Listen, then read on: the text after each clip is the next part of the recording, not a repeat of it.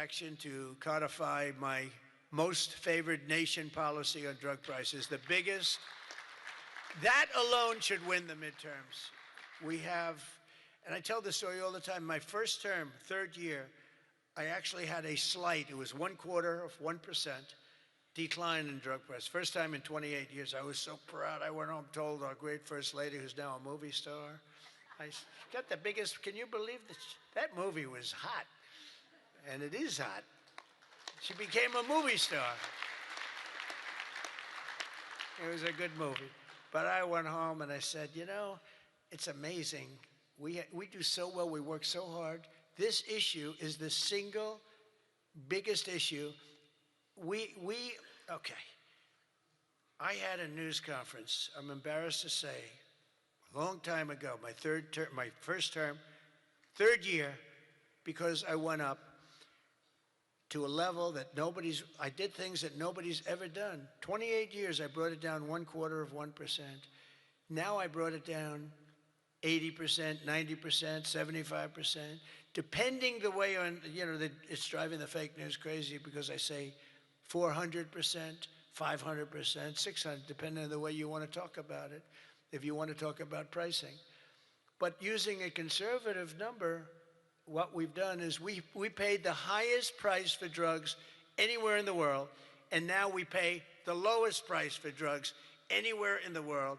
We are tied for the lowest price. Whoever has the lowest price, that's what we pay. And I did that through tariffs. We had a little disappointing decision, to put it mildly, from the Supreme Court. Terrible decision for the people, but the good news is I have lots of other ways of doing the same thing. I just have to work a little harder. They want me to work harder, but we're doing the same thing with a lot of work.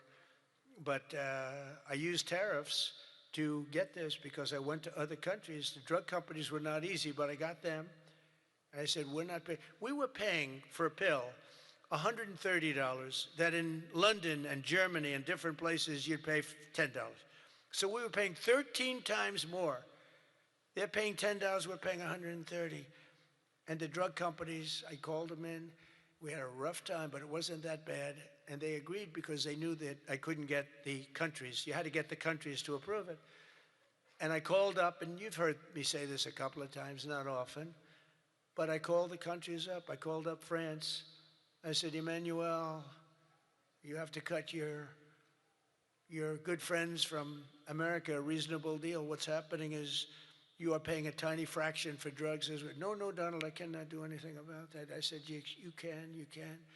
He said, no, I will not do it. I will not do it. Because he'd have to raise his pill from $10 to $20 and maybe even $30.